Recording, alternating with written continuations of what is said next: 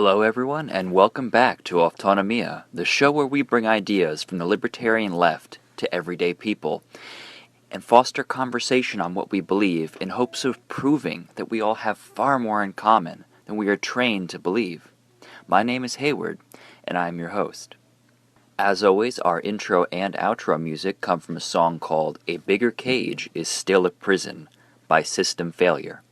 If you'd like to look up this song, the band spells System, C-I-S-T-E-M, for political reasons. There's nothing I want more than to sleep under the night sky. Hear the animals as they go about their lives. Feel the fire warm my body, feel the mud under my toes. But tonight this cell keeps me enclosed.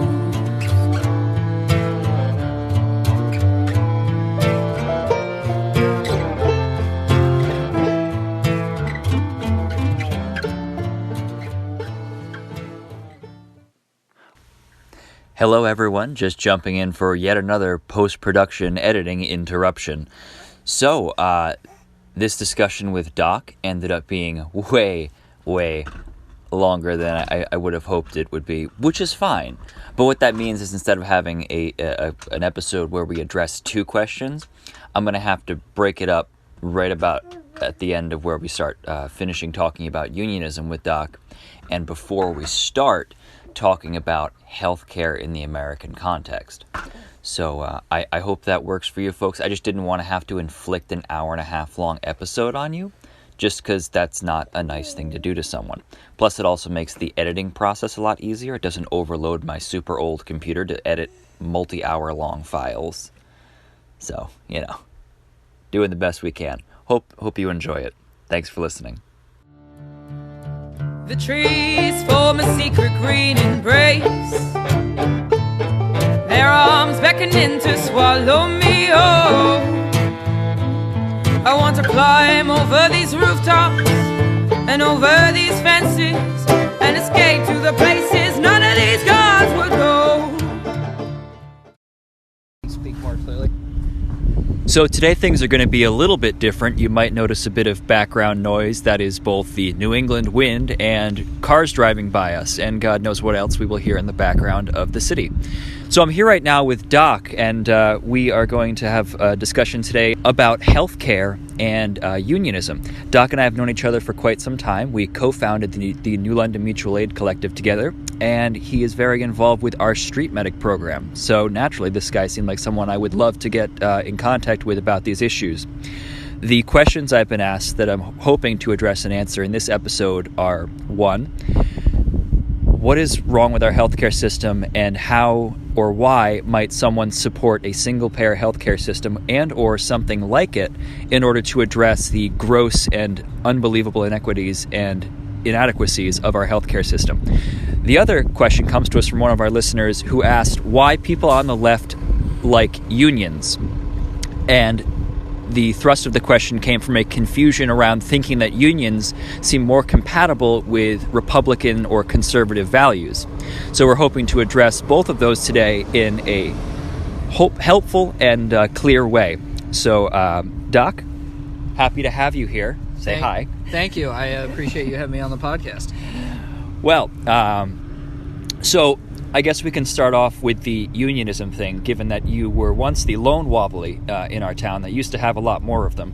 So why would you say that people on the left would like unions? And maybe we could talk about the history of the left's involvement with unions, because I think might be a reasonable place to start. That's fair. I would say that the history of the left in unions is foundational to the existence of unions in the United States as a whole. Mm-hmm. Certainly a lot of union folks these days are more center-left or center-right in their politics. You tend to see a lot of electoralism when presidents are running. You see candidates get endorsed by big unions with lots of money in their budgets for presidential campaigning, like the Electrical Workers Union and so on, Teamsters, etc. The union that I'm with, the Industrial Workers of the World, is I would say the most radical of the existing unions, going back to 1905 and the height of the strikes in the United States. And it never endorses candidates as a matter of policy and will continue to not do so, which kind of isolates us from the rest of the more mainstream unions, but also means that we can devote more of our time to organizing workplaces and so on. So as far as the philosophical history of the left and unions, you might say that the character of modern-day unions as a whole is quite different from what they used to be. So perhaps in our distant history, or not so distant perhaps, unions may have had a much more explicit left-leaning direction. You mentioned your union, the IWW, and what comes to mind to me are a lot of posters, old IWW posters, that seem to have a lot of blatantly leftist imagery, including blatantly leftist terminology. So it seems like the connection goes back pretty far. So maybe talk about some folks that might have been involved on the left more famously with the IWW or any of the unions, and perhaps around what time they started to become more mainstream and some people might say less radical, that would make it possible for people to think that unions might be less politically oriented. So I'd like to begin answering this question with a quick quote from a man named Big Bill Haywood, who was a miner in the western part of the United States and one of the founders of the IWW.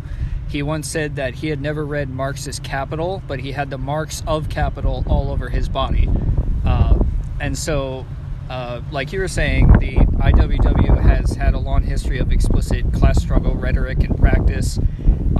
One of the missions early on was to translate these big, quote-unquote highfalutin ideas into phrases and imagery that working people of the time, a lot of whom didn't even speak English as a first language, would be able to understand. So Joe Hill, for example, who is a famous wobbly songwriter, said that it can be pretty difficult for someone to sit down and read a 1,000-page book, but you can always just learn a song and sing it over and over and over again and teach it to people. And so the Wobblies would do this. They created a thing called the Little Red Songbook that's still published to this day. A lot of the classic labor songs, Solidarity Forever, and so on, date back to that time in history. To answer your other question about when unions became more mainstreamed, that was the result of several things. Massive U.S. government crackdown against unions in general, and specifically the IWW, and the attempt by the non-wobbly unions to not have that happen. So there was a conflict between the IWW and the AFL, which is now the AFL-CIO, that the AFL-CIO wanted to basically make capitalism in the United States work more efficiently and get a bigger slice of the pie for the workers in who were their members. So they basically cut a deal with the U.S. government in the 1950s where they would expel quote-unquote communists, some of whom were communists, some of whom were just leftists or anarchists or whatever the case might be, in exchange for the U.S. government leaving them alone to do their thing. That hasn't always worked out that way, as the Janus decision last year or the year before showed. But generally, the unions were allowed to police themselves to the benefit of the capitalists in the United States, and working folks in the United States can now see the consequences of those decisions for themselves. Their low wages, their high, work hours, etc. Yeah. So you mentioned a little bit of the repression there, and if anyone wants to look into more detail into that, because of course we only have so much time within a podcast framework, there is a lot of pretty fascinating stuff, and I've touched on it a little bit in some of the other podcast episodes, because the amount of repression that was brought to bear both by state and hired forces to the labor movement was unbelievable, and it's the kind of stuff we could pretty much never imagine today. One of my favorite examples that I brought up on the podcast about capitalism was the first aerial bombardment campaign was, I don't know which company, perhaps you might know, but I'm pretty sure it was some striking miners somewhere. Yeah, it was the Battle of Blair Mountain in West Virginia. The miners were just sick and tired of getting kicked around by the bosses all the time, so they went out on strike, and the company called on the state and federal government to break it, and the U.S. Army sent in one of their early flight programs for what would later become the Air Force, and the first use of the Proto-Air Force against enemy combatants was against American miners. Gotta love it. So this pivoting toward the right seems to perhaps make a little bit more sense when you talk about the modern labor movement and the modern unions, which seem to have been a reaction to some pretty extreme policing methods that were used to sort of scare the radicalism out of these institutional organizations. So you think about perhaps the right-wing or general conservative relationship toward law enforcement, for example. That is much easier to have in perhaps the modern union movement. But when the unions were actually fighting and gaining most of the results and benefits that we take for granted today, there was a tremendous conflictuality with the state and with the forces of capital, both private and state. So unionism at its origin seems to be far more compatible with the values of the left, be it conflict with the state or conflicts with the private forces of capital. So you could almost say that the only reason that that someone might think that the labor movement and unions in general might be more agreeable to conservative policies or a conservative worldview in general is because of a tremendously repressive apparatus brought forward by, one might say, conservative values to destroy what used to be a more explicitly leftist movement. We're at a point now where the term wage slavery, for example, I've seen that on plenty of IWW posters. I've seen it on plenty of old school union stuff, but you pretty much never see that anymore. And it's interesting, you touched on this a little bit, where the effectiveness of unions seems to have dropped tremendously right around the same time where they got away from their values. So yeah, I mean, it sort of seems like the bastardized remnants of what was the labor movement is the result of all this repression. So at its origin, or at its heart, or at its core, it might seem much more in alignment with leftist values, but what it's been forced to become in order to survive in any recognizable or unrecognizable format is something that's much more centrist. Right. So I would respond to this by again quoting some IWW material. There's a poster I've seen floating around that's basically just a black and red anarchist flag, and then on the flag it just says, "Cops are not workers, they're scabs with badges," and then it just says #cops out of our unions. The reason that unions are so weak, and the reason that workers are so disadvantaged and victimized in this country, is largely because the union movement as a whole in the United States basically just forgets itself. It forgets where it came from, and the folks who run the more bureaucratic AFL-CIO style unions obviously don't want to invest too many resources in educating their workers about labor history, because if they did, they would start to realize, oh, the CIO part of the AFL-CIO used to be an extremely militant organization. It shut down Detroit. FDR had to mobilize troops to break up a strike on the eve of World War II. There used to be battles in the streets between Teamsters and cops. And if folks started remembering that in the United States, you might see a situation where, for example, the International Brotherhood of Electrical Workers might start, shutting off power to various towns like union members are doing in France right now as a result of a wave of strikes. Yeah, so I mean, over in France, where unionism seems to really have retained more of its radical tradition, they seem to have a much easier time about getting concessions for their workers and for the working class in general. And it seems like in America, it's sort of this constant backsliding, and that might in large part be due to the fact that unions have been forced to become so weak. And one of the things that I often hear is a lot of the unions, and of course when regular people speak of unions, they're speaking of the big unions that everyone knows. They've almost sort of become these large corporations, these large hierarchical corporations in themselves that no longer embody the original, frequently openly anti-capitalist politics of unions originally. And it seems like now nowadays unions exist to find some sort of an agreement between labor and the folks on top, but without necessarily questioning the fundamental politics that underpin the entire labor place. Yeah, so the more mainstream unions tend to rely on legal recognition of their workplace unions by the bosses and by the state that acts as supposedly as a mediator between bosses and workers. If you go through a recognition process, you'll go before a board and you'll have to sign cards, and you'll be put through the National Labor Relations Board and so on. The IWW specifically very rarely does this unless the workers in the workplace insist on it.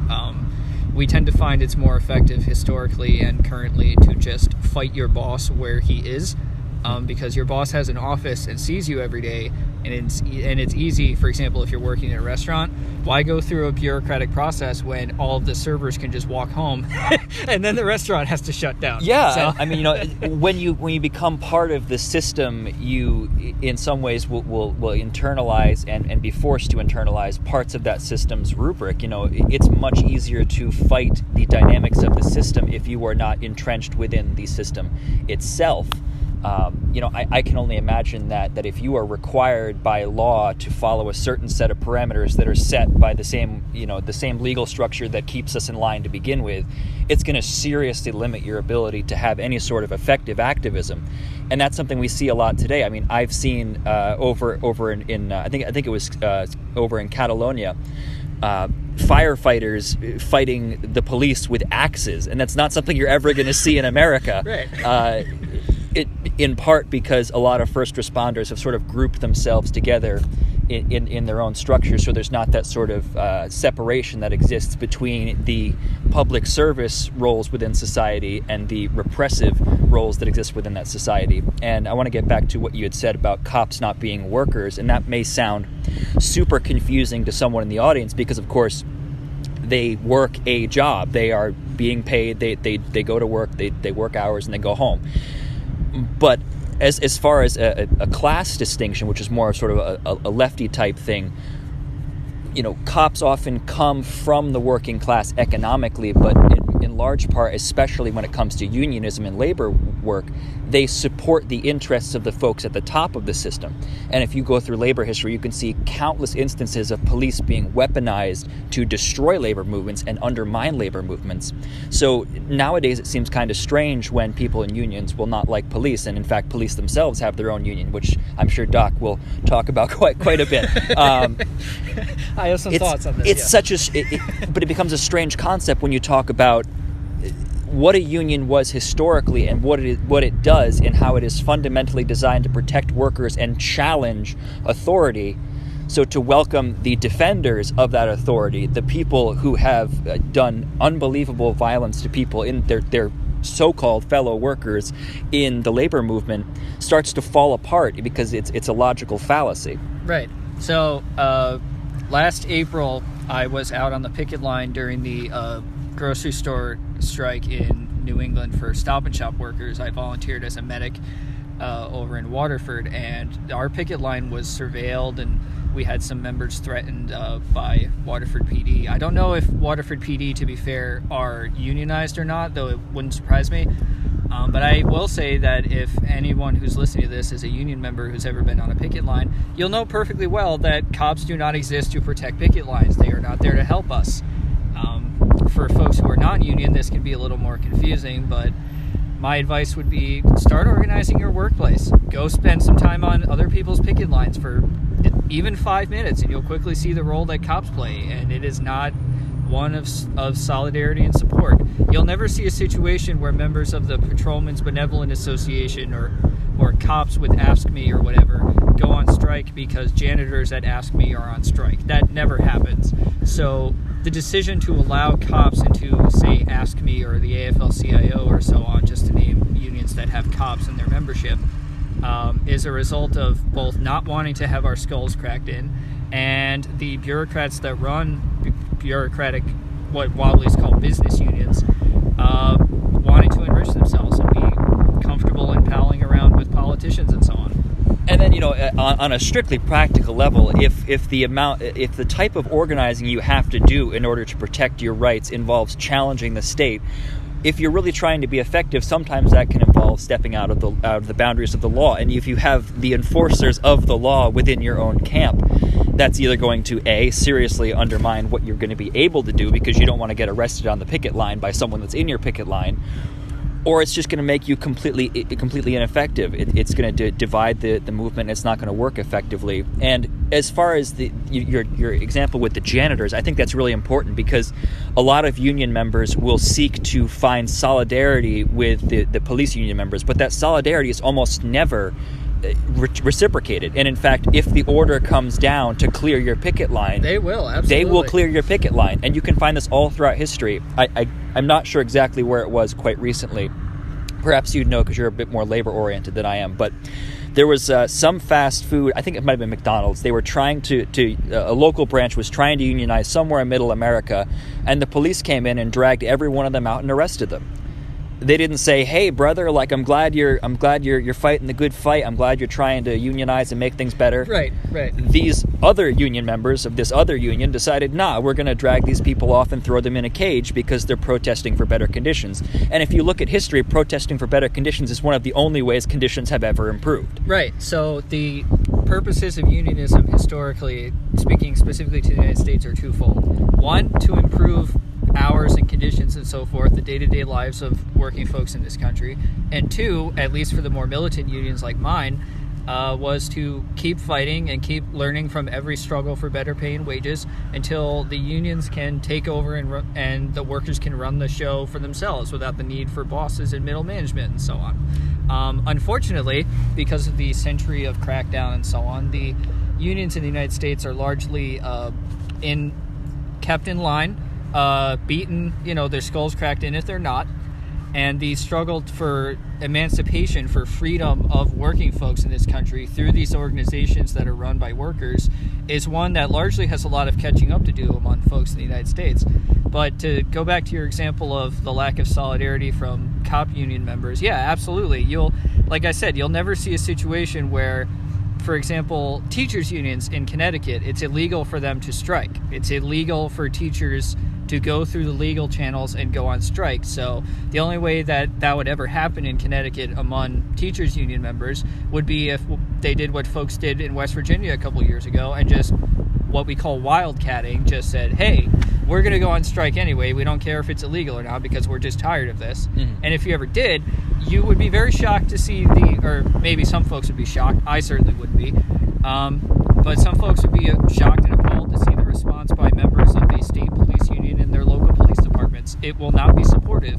You will definitely see your kid's fourth grade English teacher getting her face beaten in with a truncheon.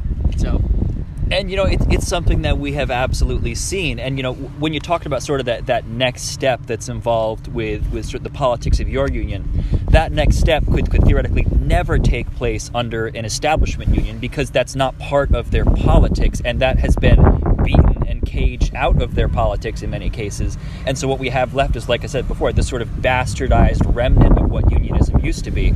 But there are still people around in unions that hold your politics, and if you look back at a lot of the major gains that a lot of these more institutional unions might take credit for, a lot of them, it could be argued, were won by the more radical members of their unions or different more radical unions in general. There's this quote that I heard a while ago that I found was fairly cute. It said, "You can thank God for Friday, but you can thank Marx for the weekend." Mm-hmm. And, perhaps you can sort of expand on the limitations of modern unions and maybe how your end of unionizing might actually help workers have a better role and help resist the seemingly endless onslaught of difficulties that workers face in the workplace today. Right. Well, the IWW has a practice that we call dual carding. Some of our members are members of both the IWW and more traditional mainstream unions. Some workplaces I've worked historically have already been unionized, and so when I find myself in that situation, I, of course, am invited to join, for example, the SEIU, which is the union I dual carded with. And they can say, okay, you're already a member of this other union. You're welcome to join with the other union workers at this workplace. And I would do so. And the reason I would do so is so that I could, every time I went to a meeting or to met with my shop steward and so on, would be to sort of introduce a more labor history oriented, more militant, more quote unquote traditional unionist perspective into the conversation. So that, for example, if we were having a recertification drive, as I survived at a former workplace, I would be one of the most outspokenly militant SEIU members in the workplace, and I would be able to offer extra resources and extra connections to the union stewards and so on who are trying to win the fight. I won't name my former workplace, but I will say that unfortunately when I was helping out with this campaign, I was the bridge between the SEIU and my own union background, and I ended up having to explain to my shop steward that I didn't think they were going to win because of some tricks that management were pulling. They basically hired a bunch of new RNs, new registered nurses, who were not organized by SEIU at that time, and the recert vote ended up going in favor of management and therefore shutting out the union by that number of RNs, as I had explained to my steward what happened. So let me see if I understand you. Your workplace, it sounds like in order to skew the vote in their favor, just hired more people that had no grounding in. Okay, and cool. What was hilarious was one of the objections and problems by folks in our union was the understaffing. So from what I understand, I ended up quitting after the research drive was lost. But from what I understand, they ended up laying off most of the RNs after the research vote. Yeah, and so the limitations of an institutional union are pretty apparent when you have something like that happening, whereas a more militant union might say, for example, I'm just going to lock the building down or something. Right. And if you look back through labor history, which I encourage any of you to do because it's super interesting stuff, something like that probably has a better track record of actually working. There have been, not to interrupt, but there have been examples in the United States where striking workers have shut down and taken over entire communities and run them for themselves.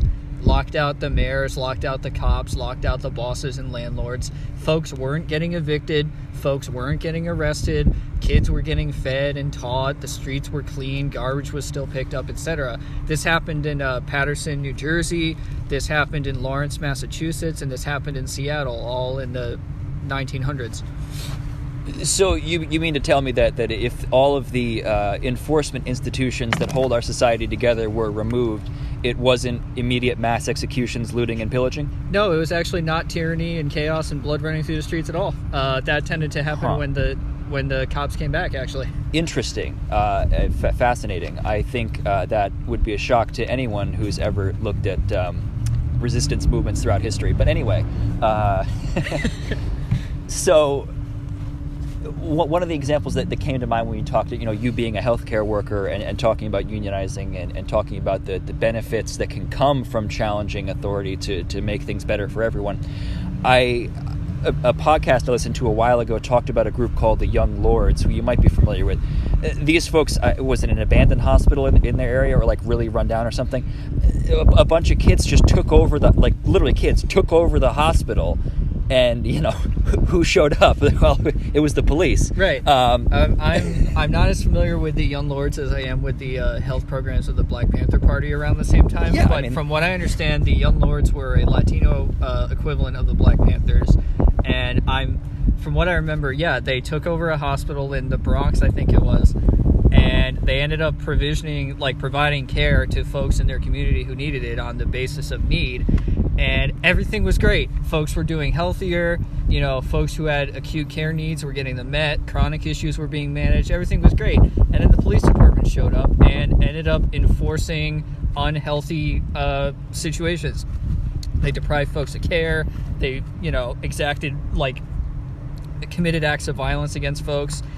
And, they maintain the status quo regardless of how unhealthy and horrifying it is. So it's almost as if there are dynamics in our society that would stand to lose power and profit if we decided to organize in different ways. And it's almost as if there are, with the vast diversity of the human condition, there are many different ways to run a system, and some of those ways might be more beneficial in one context or another. And some people might decide, well, we want to enforce our system, and they will use violence to do that. Go figure. There are different ways to run things, and some of them work better than others, and some of them serve different people. If you want to look up the Young Lords thing, I just remembered the podcast it came from. It's a podcast called Science Versus, and if you look up Young Lords, it should be tagged in such a way that it will come up with the podcast. And you bring up the Panthers, which is kind of interesting because that sort of ties into the other subject that I was hoping to address during the show, which is just our crazy, unbelievably dysfunctional healthcare system. And actually, one of the things that I had heard in the healthcare system, actually, that we all love so much. I know everyone loves the healthcare system, especially if you've lived in it or been through it. Unless, of course, you're quite wealthy, in which case you think we have the best healthcare system on earth. Which, if you're quite wealthy, you do. We do. Yeah, if you're a Saudi prince and you come over here for plastic surgery, this is a great healthcare system. You're going to get some good surgery. Right. But if you're 99.999% of our listenership, you might be surprised. But yeah, so I was in Westerly Hospital a couple years back, actually. And I think this was just as the Black Panther movie came out, like that superhero movie, which I actually haven't seen, so I don't know how... It's a great movie. You should see it. I'm sure I will eventually.